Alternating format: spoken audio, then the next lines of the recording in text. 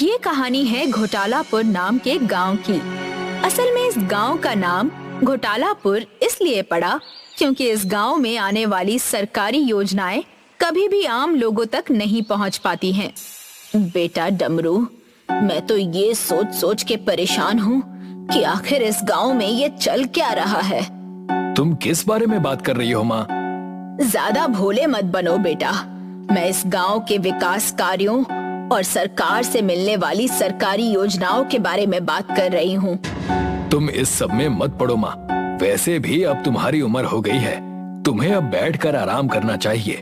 खामखा गांव वालों के झगड़ों के बीच फंसी रहती हो। वो सब मुखिया का काम है, उन्हें ही करने दिया करो।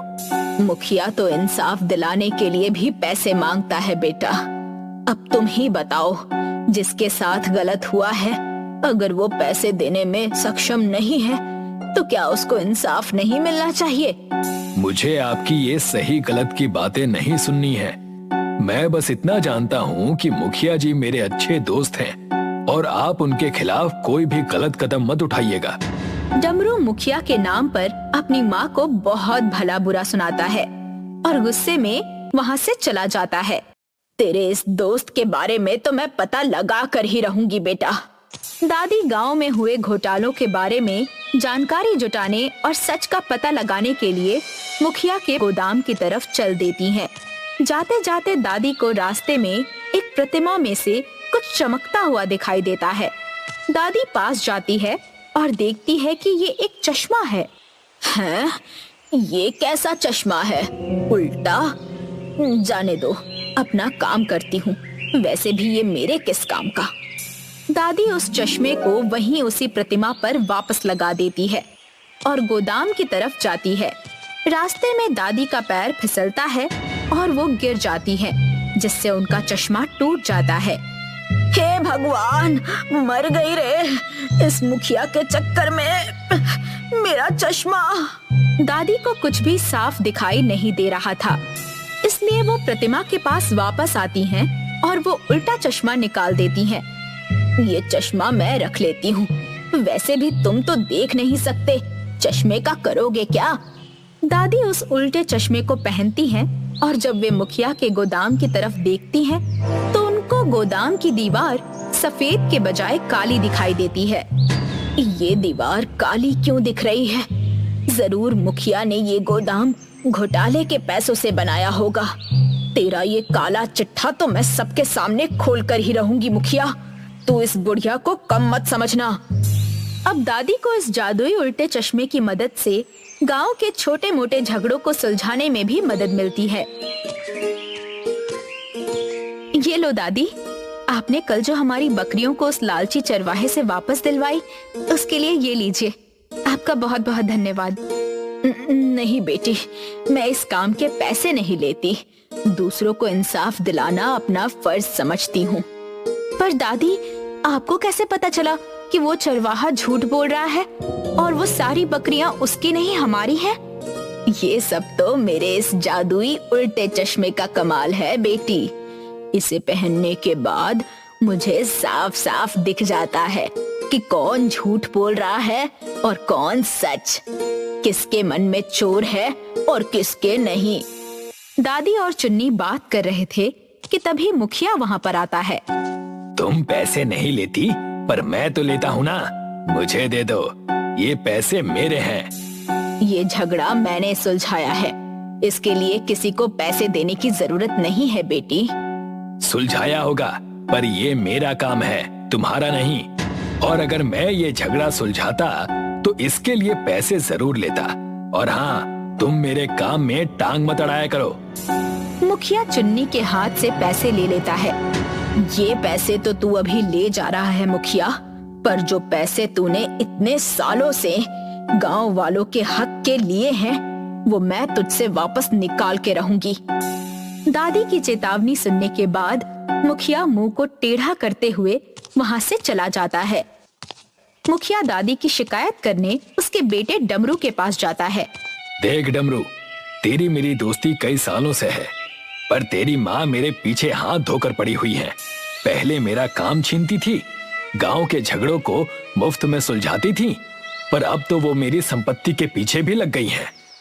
मुखिया डमरू को बहुत भड़काता है और सुनाता है,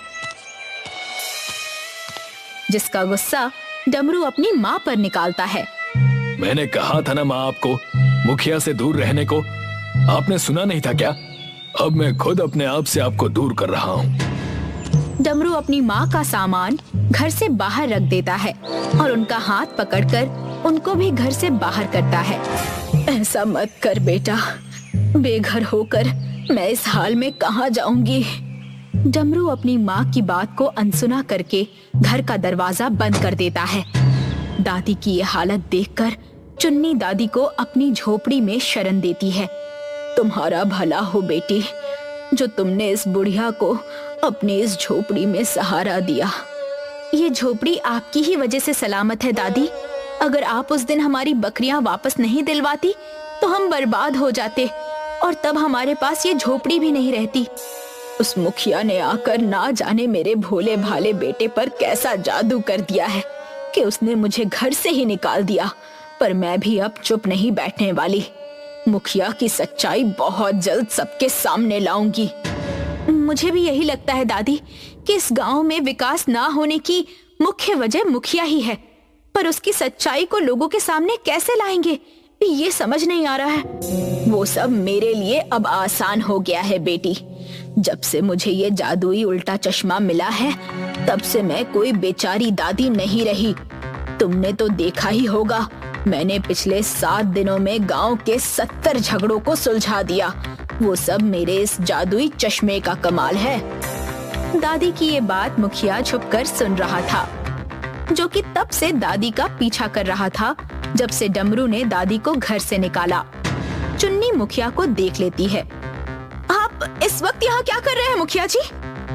मुखिया हड़बड़ाते हुए सामने आता है। जैसे ही मुखिया सामने आता है, दादी अपने जादुई चश्मे की मदद से मुखिया के मन में चल रही बातों को पढ़ लेती है कि मुखिया आज रात झोपड़ी में आग लगाकर दादी को मरवाना चाहता है।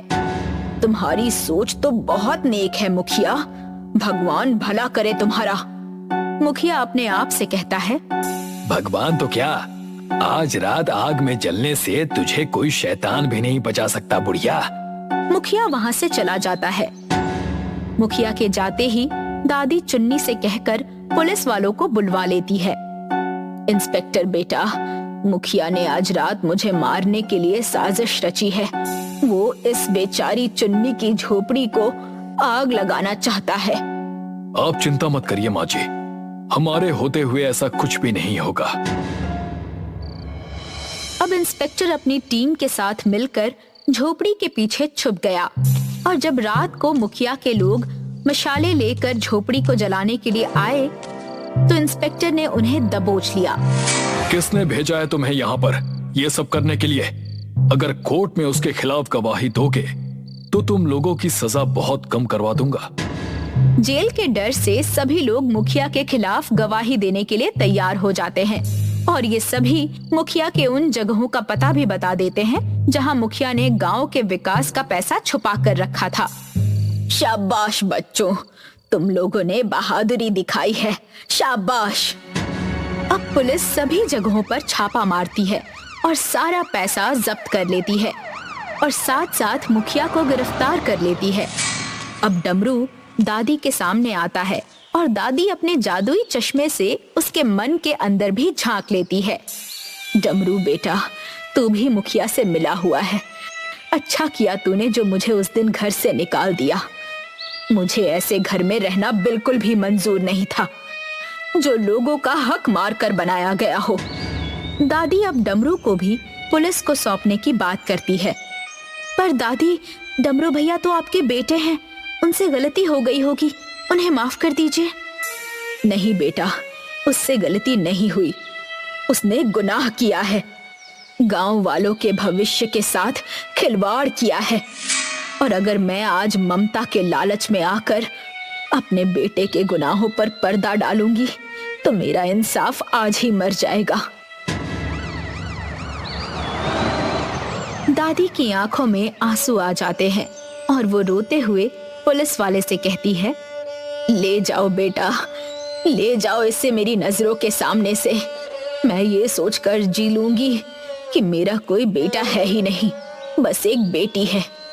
इतना कहते हुए दादी चुन्नी को गले लगा लेती है और पुलिस डमरू को ले जाते हैं। दादी, आप बिना मतलब और स्वार्थ के गांव वालों के हित में सोचती हैं, इसलिए अब मुखिया के जाने के बाद गांव को संभालने की जिम्मेदारी आपकी। सभी गांव वाले चुन्नी की इस बात से सहमत होते हैं और अब दादी को गांव का मुखिया बनाया जाता है। तभी इंस्पेक्टर अपनी गाड़ी में गांव वापस आता है। माँ जी, मैं वो सारे पैसे गांव को वापस करवाना चाहता हूँ जो कि मुखिया ने हड़प लिए थे। आप इन पैसों को गांव के विकास में लगवा दीजिएगा। इंस्पेक्टर सारा पैसा देकर वहाँ से जाने लगता है, पर दादी उसे रोक लेती है। ये लो बेटा, ये जादुई उल्टा चश्मा है। गुनहगारों को पहचानने में ये तुम्हारी मदद करेगा। मुझसे ज्यादा तुमको इसकी जरूरत है। इंस्पेक्टर दादी से वो चश्मा लेकर गांव से चला जाता है। अब दादी उन पैसों को गांव के विकास में लगवाती है। साथ ही गांव का नाम घोटालापुर से बदलकर विकासपुर रखा जाता है और दादी अब अपने गांव के झगड़ों को सुलझाती है। साथ ही बुरे लोगों को सजा मिलने से गांव में अब झगड़े भी बहुत कम होने लगे थे। प्रवाहिनी नदी के किनारे बसा हुआ धाराकुंज गांव हर साल की तरह खिला हुआ था और उसी गांव के पहाड़ों के नीचे बसे हुए घर पर रहती थी मेघा नाम की एक दयालु बुढ़िया, जिसे खासकर गांव के बच्चे खूब पसंद किया करते थे। वो हर दिन गांव के बच्चों को नई नई कहानियां सुनाया करती थी। बच्चों, जाओ अभी घर जाओ, तुम्हारे माता पिता चिंता कर रहे होंगे। दादी माँ, एक और कहानी सुनाइए ना। पीहू, बहुत देर हो गई है, बाकी की कहानी कल सुन लेना। उसी वक्त पीहू की माँ प्रिया और पिता चंदन मेघा के घर आते हैं और प्रवाहिनी नदी के विषय में मेघा से बात करने लगते हैं।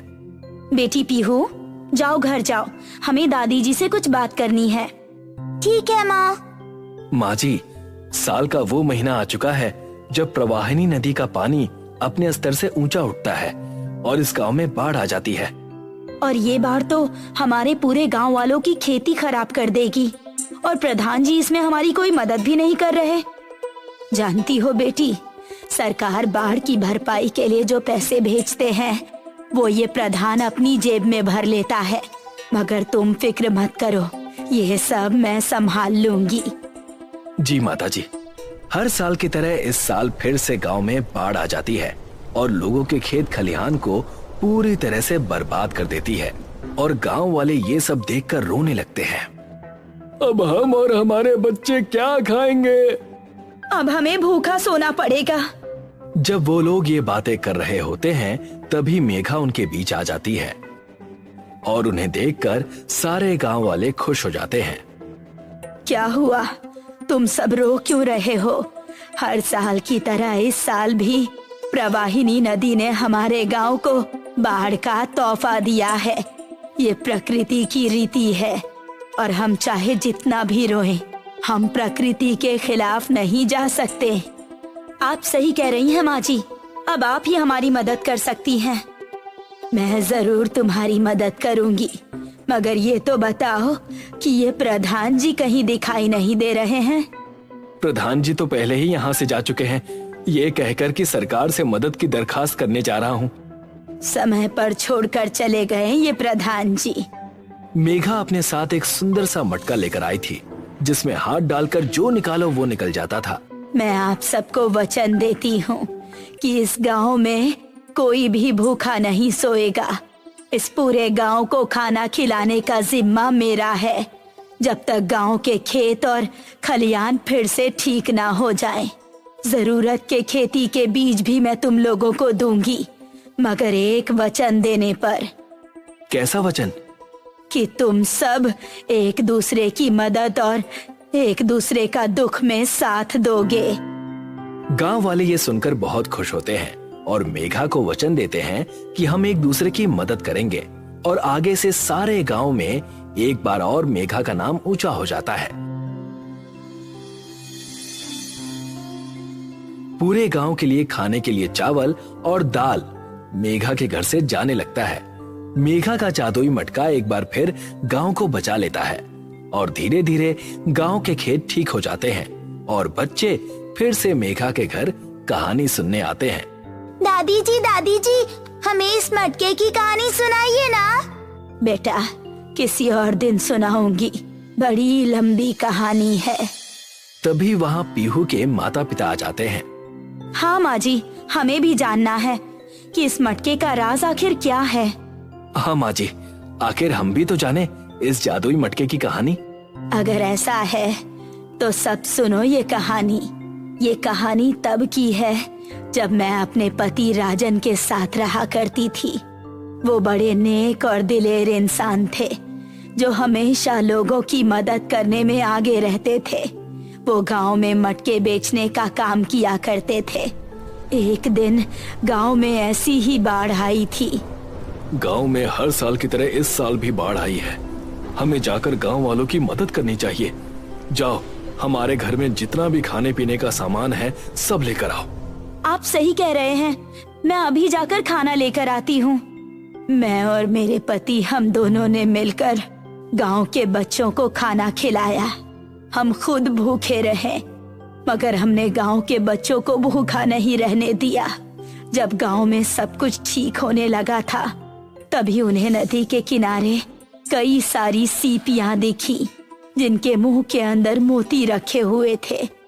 यहाँ तो बहुत सारी सीपियां और मोती पड़े हुए हैं। एक काम करता हूँ, इन्हें ले जाकर इनसे मैं कुछ अपनी पत्नी के लिए तैयार करता हूँ। राजन जी मोती को समेटकर अपने दुकान पर ले गए और एक सुंदर मटका तैयार करके उन सारी मोतियों को मटके में लगा दिया और मुझे ला कर दिया। मैं तुम्हारे लिए कुछ लाया हूँ, मेरी प्यारी पत्नी। अच्छा, क्या लाए हैं आप, दिखाइए। ये लो, मेरी तरफ से तुम्हारे लिए ये मटका। ये तो काफी अच्छा मटका है। इसमें तो कई सारी मोतियां लगी हैं। इसे बेचकर हम खूब पैसे कमा सकते हैं। मैं एक महान इंसान को जानता हूँ जिसने एक बार कहा था कि पैसे के अपने उपयोग हैं, लेकिन वो कभी भी आपके लक्ष्यों का एकमात्र केंद्र बिंदु नहीं होना चाहिए। सच्चा धन अनुभवों, रिश्तों और व्यक्तिगत विकास की समृद्धि में निहित है। और तुम मेघा मेरे लिए पैसों से बढ़कर हो। मैं उस मटके को देखकर बहुत खुश हुई। फिर थोड़े दिन बाद एक बार फिर प्रवाहिनी नदी की बाढ़ इस गांव में आई और सभी गांव वालों को घर से बाहर न निकलने की सूचना दी जा चुकी थी। मगर राजन जी को ये बात पता चली कि नदी के पास एक बच्चा अभी भी खेल रहा है। मेघा, मुझे जाना होगा। नदी के पास अभी भी एक बच्चा फंसा हुआ है। जी, लेकिन कहीं आपको कुछ हो गया तो? मेरी चिंता मत करो, तुम बस अपना और इन गांव वालों का ध्यान रखा करो। मैं जल्दी वापस आऊंगा। मेरे पति नदी के पास जाकर उस बच्चे को बचा लेते हैं, मगर घर वापस लौट कर नहीं आते। और ये मटका तभी से मेरे साथ है और मेरी मदद हर समय करता रहता है। मुझे या फिर इस गांव को कभी भी मदद चाहिए हो, तब ये मटका हमें जरूरत की वस्तुएं दे देता है। तो ये थी इस मटके की कहानी। अगर आज आप और ये सहायता देने वाला मटका हमारे साथ नहीं होता, तो पता नहीं आज हमारा और इन गांव वालों का क्या होता। मेघा की कहानी सुनकर पीहू और उसके माता पिता घर लौट जाते हैं और दूसरी ओर प्रधान सरकारी दफ्तर से गांव वापस लौट आता है और अपने आप से कहने लगता है, पहले की तरह ही इस साल भी सरकार की दी गई मदद के पैसों को मैं अपनी जेब में डाल लूंगा और एक नया घर शहर में बनवाऊंगा। कल ही एक बैठक बुलाता हूँ और गांव वालों से कह दूंगा कि सरकार ने मदद करने से मना कर दिया। अगले दिन प्रधान गांव में बैठक बुलाता है और कहने लगता है, गांव वालों, जैसा कि आप लोगों को पता है कि मैं सरकार से मदद मांगने गया था, लेकिन सरकार ने मदद करने से मना कर दिया है। तो हर साल की तरह इस साल भी हम गांव वालों को इस समस्या से जूझना होगा। प्रधान जी, हमें सब पता है कि आप सरकार के पैसों को अपनी जेब में डाल लेते हैं। हाँ, हम सब जानते हैं आप हमारी मदद की जगह अपने घर को भरने में लगे हुए हैं। हमारी सारी मदद हर साल की तरह इस साल भी मेघा माजी और उनके जादुई मटके ने की है। हमारे गांव में खाना पानी सब उनके घर से आता है, और यही नहीं, खेत खलिहानों में बीज बोने के लिए बीज भी मेघा माजी ही देती हैं। हमारी असली प्रधान तो वही है। ये सुनकर प्रधान गुस्सा हो जाता है और सोच में पड़ जाता है। इस मेघा बुढ़िया ने तो मेरी नाक में दम कर रखा है। ये सब उसके जादुई मटके का कमाल है। उसके मटके को ना मुझे फोड़ना होगा। अगर मैंने ऐसा नहीं किया ना तो गांव वाले मुझे हटाकर उस बुढ़िया को ही प्रधान बना देंगे, और ये मैं कभी होने नहीं दूंगा। प्रधान उस मटके को तोड़ने की ठान लेता है और अपने कामगारों को उस मटके को चोरी करने के लिए मेघा के घर भेजता है। किसे मेघा के घर में घुस जाते हैं और वहां पर उस अनोखे मटके को देखते हैं। ये देखो, इसी मटके को चुराने के लिए हमें प्रधान ने भेजा है। इसे उठाओ और चलो। मगर जैसे ही कामगार मटके को उठाने की कोशिश करते हैं तब मटका जरा भी अपनी जगह से नहीं हिलता। ये तो जरा भी नहीं उठ पा रहा है। मैं तो इसे हिला भी नहीं पा रहा। तुमसे एक मटका नहीं उठ रहा है, रुको मैं उठाता हूँ। हाँ, कर लो कोशिश। कामगार मटके को उठाने की कोशिश करते हैं मगर उनसे वो मटका हिलता तक नहीं है, और दोनों प्रधान के पास जाते हैं और ये बात बताते हैं।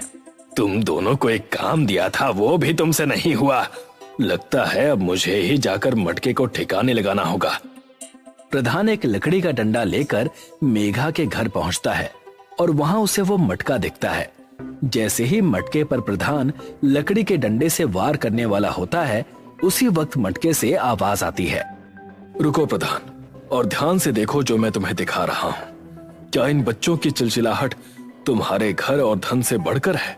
और क्या तुम्हारी खुशी गांव वालों की खुशी से बढ़कर है? जवाब दो प्रधान। जी बिल्कुल नहीं है, मुझसे बहुत बड़ी गलती हो गई। मैं अपने स्वार्थ में अंधा हो गया था। मैं सरकार की दी हुई मदद के पैसे गांव वालों को वापस लौटा दूंगा। प्रधान वहां से चला जाता है और आगे चलकर गांव वालों की मदद करने लगता है। उसे ये बात समझ में आ जाती है कि हर मुश्किल का सामना करने से ही असली जीत मिलती है, और जब साथ हो मदद और अच्छाई तो कोई भी रास्ता मुश्किल नहीं लगता।